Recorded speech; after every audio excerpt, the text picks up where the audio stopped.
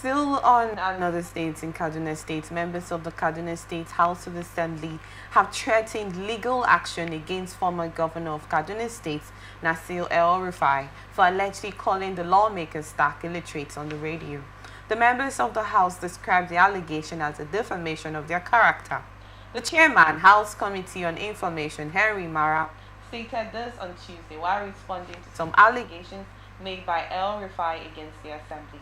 According to Honorable Zakaria, we wish to remind the former governor that all the honorable members of the Assembly met constitutional requirement to contest and win their various elections as enshrined in Section 106 of the Constitution of the Federal Republic of Nigeria 1999 as amended. The legislators said they would take legal actions against El-Rufai for calling them stark illiterates on the issue of defamation of character of the members of the Assembly, alleging that they are stark illiterates. The Assembly will take appropriate legal action against the former governor to protect their image and integrity and the Assembly as an institution for the sake of posterity.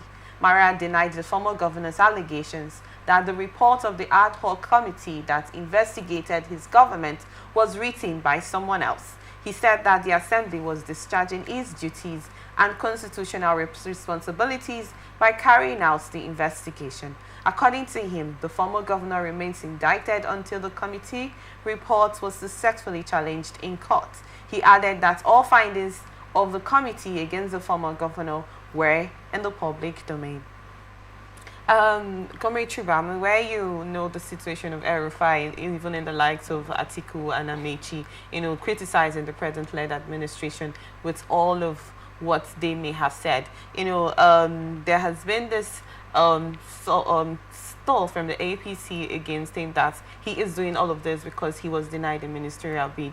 In that instance, he has literally come to criticize a whole lot of situation in the country. I'd love to get your thoughts on this, please. First and foremost, I don't think El-Rufai was denied ministerial appointment. It declined because Nigerians were screaming to the high heavens, and Shehu Sani at the time equally aided those informations. And for one or two reasons, he had to chicken out or bow out for one or two reasons. And I think the ministerial opportunity that he was supposed to have, I think he nominated someone to that effect. I stand to be corrected. What do I really know to that effect that happens behind the doors? Having stated that, as it were, it is imperative to ask these very all-valid questions. El-Rufai, I think, is the immediate past governor of the state. Yes. Just like the immediate past governor of Rivers State said to the world that he bought all the forms of all the House of Assembly members. And by buying forms of people, you know them. So the House of Assembly did not come to tell you that I'm a PhD holder, I'm a BSc holder, I have done this, I've done that. Nobody came to lay claims to that effect. All they are saying is that they met the constitutional requirements and they won their elections, so they are Assembly members. Nobody knows who is saying the truth now, or who is standing by the clear truth, as it were. El-Rufai went further to insult the House of Assembly when he stated that the report that they are brandishing was written by someone else. Meaning that he knew the stack of people that he had packed in there and the capacities or their capabilities into the extent of what functions. What does it tell us? Trying to marry this with the River State scenario, it makes you understand that we have real funny kind of leaders, possibly very wicked, that will just bring just anything and any person. We have had a former governor of this state who said, even if I bring a dog, I will deliver him as governor. If I bring a goat, I will deliver him as governor in this state. So these are the kind of people that have everly sat on the offices, that has led. And so we can imagine the kind of things we expect from them. So for me, it is embarrassing enough that he has said someone else wrote this, what's it called? This report for them, and now that is indicting him. But most importantly, it is important for the House of Assembly to forward the report. Like I said, it's already in public space. I tried to look for the report, but I could not personally lay my hands on the ad hoc committee report on El-Rufai. I was unable to I'm still unable to get it.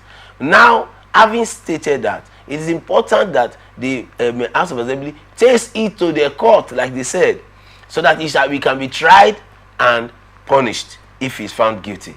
And it's upon El-Rufai too to go out there to clear himself, not just to begin to, because it's enough to know that these people are dumb. It's enough to know that these people cannot read. It's enough to know that they cannot write.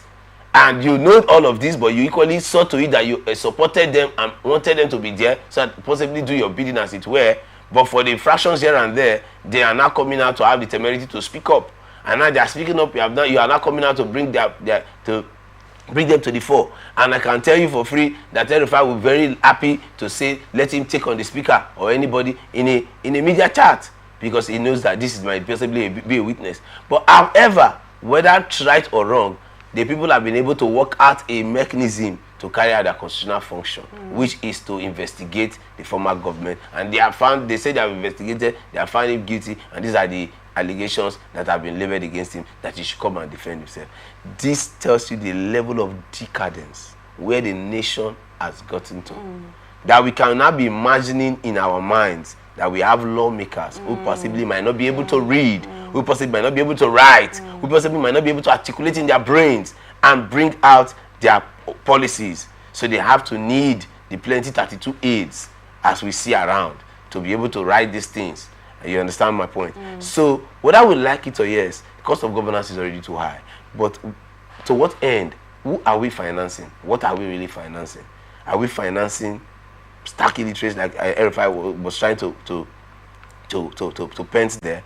And even this, if this is what it is, how did they get the support of leadership to possibly get them involved in politics and get them into office? These are very, very, very bogus charges on both sides. But however, I think it is important that a judiciary that has a human face, a judiciary that has a human conscience, a judiciary that has a people orientation should step up and be able to clear the gray areas when serious issues of this nature are brought before them. Talking about the judiciary, I was about to ask you, what do you make of the judicial system of the country? Because there has been lots of, saying over them that they are not, taking the right step over the whole situation of the country. You see, it is a pitiable situation we find ourselves.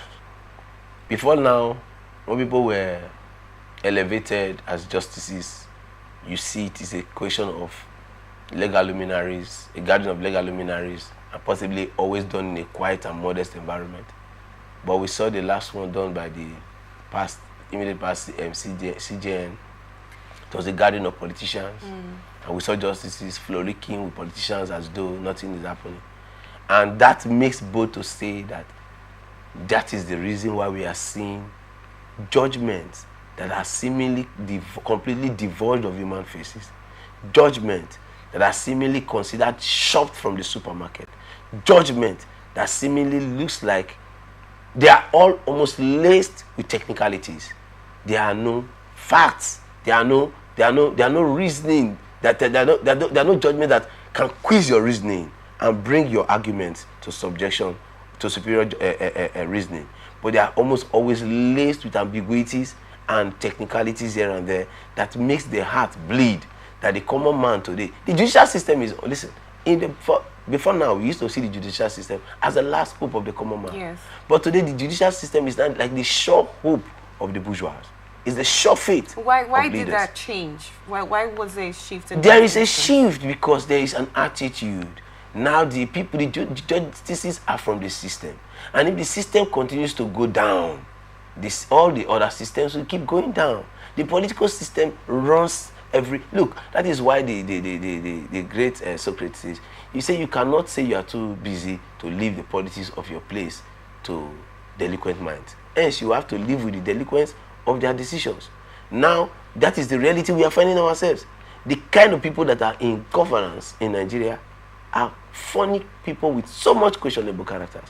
A country today that we cannot clearly state that what a result that is forged. Cannot clearly state who went to school. We cannot clearly state so many things. A country today where INEC A4 papers are mutilated clearly to public glare, mutilated, and some as we speak, as the INEC rec today, the person that returned the returning officer from Ete, has the person been known? Both INEC and Rivers State government say they don't know that person, but that result was counted, and we moved on from there. That is the kind of country. So how do you? But what difference are you expecting from the judiciary? So far so good. The judiciary is another shadow of the government that we see today, and it is a pity this is where we are. But we do not, as it is, when people talk about solutions, sometimes I avoid the meetings because why? The solutions are almost unimaginable and unreachable, and it is a difficult situation that we have often come to find ourselves as a people.